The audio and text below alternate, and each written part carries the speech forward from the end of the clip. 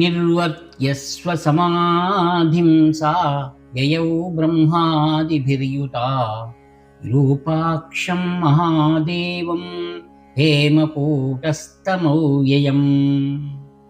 సమాధి స్థితి నుండి వెలువడిన ఆమె బ్రహ్మాదులతో కూడుకొని వివాహ ముహూర్త సమయానికి ఆ యొక్క పరమ పవిత్రమైన మంటపానికి బయలుదేరింది. విరూపాక్షుడు మహాదేవుడు కూడా అవ్యయమైనటువంటి దేవదేవుడు ఆ హేమకూటంలో కన్యకై వేచి ఉన్నాడు. దృష్ట్వా సా లజ్జయా నమ్రముఖీ భూత్వా స్థితా పురః సుముహూర్తే తు సంప్రాప్తే బ్రహ్మాద్యా దేవతాస్తదా. ఆమెను చూశాడు. ఆ యొక్క పంపాదేవి పరమేశ్వరుని ఎదురుగా లజ్జతో తలదించుకు నిల్చుకుని ఉన్నది. శుభముహూర్తం ప్రాప్తమవుతుండగా దేవతలందరూ కూడా కళ్యాణమునకై సన్నిధులవుతూ ఉన్నారు.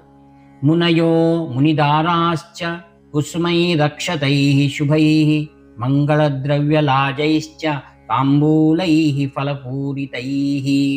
మహర్షులు, ఆ యొక్క మహర్షుల భార్యలు కుసుమాక్షతలతోనూ శుభకర మంగళ ద్రవ్యములతోనూ మరియు పేలాలు మొదలైన వంటి వస్తువులు తాంబూల ఫలములతో కూడా ఆ వివాహ మంటపానికి తెంచారు.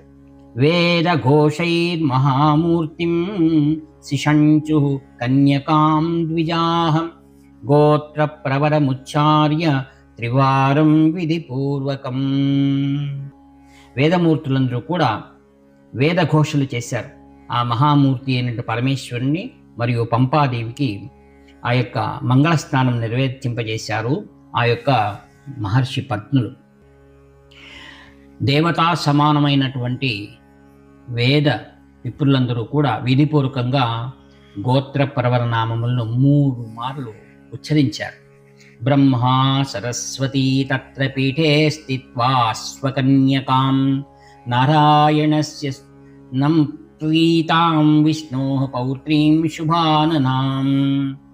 బ్రహ్మా సరస్వతీ తత్ర పీఠే స్థితా స్వకన్యకాం నారాయణస్య నప్రీతాం విష్ణోః పౌత్రీం శుభాననాం.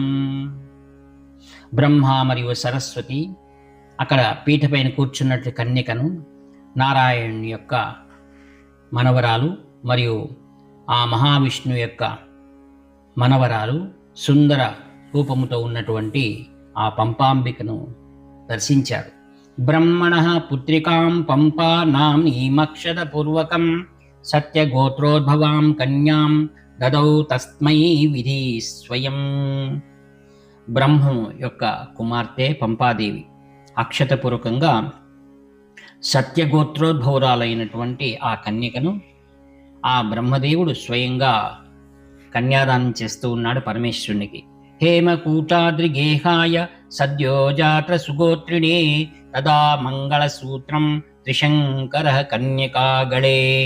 ఆ హేమకూట పర్వతం వద్ద సదా సుప్రసన్నుడైన పరమేశ్వరుడు సద్యోజాత గోత్ర ప్రవరుడు తనకు ఇవ్వబడినటువంటి ఆ కన్యాదానమును ప్రేమతో స్వీకరించిన శంకరుడు ఆ యొక్క పంపాదేవికి మాంగళ్య ధారణ నెరవేర్చాడు. బబంద మహదాసీర్భిః సర్వమంగళదాయకం జగద్గంధర్వపతయో నందుతుశ్చాప్సరోగణాః. మహత్తరమైనటువంటి ఆశీర్వాదములు సర్వమంగళాదాయి అయినటువంటి ఆ మంగళసూత్రం ధారణ చేయగానే గంధర్వులు అందరూ అప్సరస స్త్రీలందరూ కూడా అక్కడ ఆనందంతో నాట్యం చేశారు. గీతవాదిత్రఘోర్యాదీన్ వాదయంతః పరస్పరం మహోత్సవం తదా చక్రుర్భోజనాద్వైరనేకదా. వారందరూ ఆనందంతో అనేకమైన సుందరమైన గానములు చేశారు. భేరీ మృదంగ వాద్యములు కూడా వినిపించాయి. పరస్పరం ముహూర్త సమయంలో అందరూ కూడా ఆనంద మహోత్సవంలో పాల్గొన్నారు. వచ్చిన వారందరూ కూడా శుభోష్టమైన భోజనాలను గావించారు. వస్త్రాలంకార భూషాద్వైరన్యోన్యం సమలంకృతాః వివాహం శుభదం కృత్వా విరూపాక్ష వరాజ్ఞయాం. వస్త్రాలంకార భూషణులతో పరస్పరము వారిద్దరిని అలంకరింపచేసి వివాహం శుభదాయకమైన కావున అందరూ కూడా ఆనందదాయక స్వరూపంతో వారిద్దరి అనుజ్ఞను పొంది వారి వారి స్థానములకు వారు ప్రయాణం అవుతూ ఉన్నారు విరూపాక్షుని యొక్క అనుమతితో. స్వం స్వం ధామ యుయుః సర్వే దేవాద్యా ఋషయస్తథా పంపాయా శ్రీ విరూపాక్షో రేమే తత్ర ముదాన్వితః. అనేక దేవతలు ఋషులు మొదలైన వారు పరమేశ్వరుని యొక్క దివ్య ఆశీస్సులు పొంది వారి ఇరువురి యొక్క అనుజ్ఞతో అక్కడి నుండి సంతోషముగా పంపాదేవితో పాటు పరమేశ్వరుడు కూడా ఆ స్థానం నుండి శ్రేష్టమైనటువంటి ఆ యొక్క హేమకూట పర్వతంతో ఆ తల్లితో క్రీడిస్తూ ఉన్నాడు. భక్త్యా ప్రాహపతిం సాధ్వీ వరం రహసి సంస్థిత వాముదిశ్య బహూనబ్దాన్ తపస్సిద్ధ్యర్థమగ్రతః. ఆ పరమసాధ్వి పరమేశ్వరుని ఆ యొక్క తపస్సు ద్వారా భక్తి ద్వారా పరమేశ్వరుని భర్తగా పొందింది. ఇది ఆమె తపస్సు పరిపూర్ణమైనదన్నమాట. నిరాహారా దివారాత్రం స్థితా తత్రా త్వత్ప్రాప్తయే శివ తస్మాన్ మమాభిధాం దేహి క్షేత్రస్యాస్య మహేశ్వరా. పరమేశ్వరునితో పార్వతి ఆ పంపాదేవి ఈ విధంగా చెబుతుంది, స్వామి, నిన్ను భర్తగా పొందవలనని నేను అనేక సంవత్సరము నిరాహారురాలై ఏక మనసుతో నిన్ను సేవించి ఈ ప్రదేశంలో నిన్ను భర్తగా పొందాను. కావున ఈ క్షేత్రమునకు నా పేరును మీరు నామకరణం చేయవలసిందిగా ప్రార్థించింది. పరమేశ్వరుడు ఆ పరమేశ్వరి యొక్క కోరికను మన్నిస్తూ ఉన్నాడు. యాచమానాం శివ పంపాం సంతోష్య చ ముహుర్ముహు దత్తవాన్ వరమత్యంతం భార్యాయై ప్రీతిముద్వహన్. ఆ పంపాదేవి యొక్క కోరికను మన్నించిన పరమశివుడు చాలా సంతోషించి తన ప్రేమతో భార్యకు అత్యుత్తమమైనటువంటి ఆ క్షేత్రానికి ఆమె నామకరణం చేశాడు. ఆనాటి నుండి పంపాక్షేత్రంగా పిలువబడుతోంది. తదారి తస్యుభం క్షేత్రం పంపాభిదమభూదలం యస్మిన్ సరసా పంపా స్నాత భక్తి సమన్విత. ఆ క్షణం నుండి శుభప్రదమైన ఆ క్షేత్రం పంపాక్షేత్రం అని ప్రసిద్ధి చెందింది. ఆ యొక్క పంపాదేవి స్నానం చేసినటువంటి ఆ తీర్థమునకు పంపా సరోవరం అని విఖ్యాతి చెందిందన్నమాట. పంపాసర ఇతి ఖ్యాతిరభూత్యస్య మహర్షయః క్షేత్రేస్మిన్ సకలా దేవా నివసంతి సదామలాః. ఆ యొక్క పంపా సరోవరం అత్యంత విఖ్యాతమై పుణ్య తపోభూమి అయినందువల్ల మహర్షులందరూ అక్కడ వచ్చి సదా సర్వదా ఆ యొక్క పంపాదేవితో ఉన్నటువంటి పరమేశ్వరుని సేవిస్తూ అక్కడే దేవతంగా వసించారు. వృక్షరూపాయక్ష నాగాః కిన్నరాః కోకిలాదయః గంధర్వా మృగసంఘాశ్చ బ్రహ్మాద్యాస్తీర్థరూపిణః. యక్ష, గరుడ, గంధర్వ, కిన్నర, కింపురుషులందరూ వృక్షరూపంతో అక్కడ నిలవై ఉన్నారు. తర్వాత కిన్నర్లు కోకిల రూపంగాను పక్షుల రూపంగా ఉన్నారు. గంధర్వులు జింకల రూపంలో అక్కడ తిరుగుతున్నారు. బ్రహ్మాది దేవతలు ఆ తీర్థ రూపంలో ఇప్పటికే నిలవై ఉన్నారు. సిద్ధాః పాషాణ రూపాశ్చ కామధేన్వాదయో ద్రుమాః ఋషయః కపిరూపశ్చ తృణగుల్మలతాదయః. సిద్ధులందరూ పాషాణ రూపంతోనూ కామధేనువు అయినటువంటి కామధేనువు కల్పవృక్షములు అక్కడే నిలవై ఉన్నాయి. ఋషులు కపిరూపంలో ఇప్పటికే అక్కడ తిరుగుతూనే ఉన్నారు. అనేకమైన పొదలు, అనేకమైన వృక్షములు, తీగలతో ఆ విరూపాక్షుని సన్నిధిలో అందరూ కూడా ఆనంద స్వరూపమై నేటికి నిలవై ఉన్నారు. ప్రమథాద్య జలచరాన్నిత్యం తీర్థాగాహినః ఇత్తం దక్షిణ కాశ్యాంతే నివసంతి సదా భువి.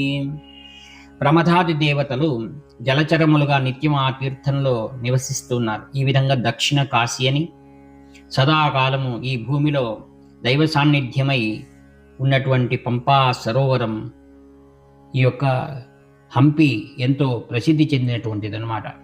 తస్మాద్ విముక్తిదా పంపా సర్వపాప ప్రణాశిని దర్శనాదేవ మోక్ష శ్రీర్వశమేతి న సంశయ. కావున ఈ పంపా తీర్థం సర్వ పాపములను కూడా నాశనం చేసి ముక్తిదాయి అయి ఉన్నది. కేవలం ఈ యొక్క పంపా సరోవరం దర్శనం చేసినంత మాత్రమే మోక్ష లక్ష్మి కరగతమై ఉంటుంది. ఇందులో ఎంత మాత్రం సందేహం లేదు.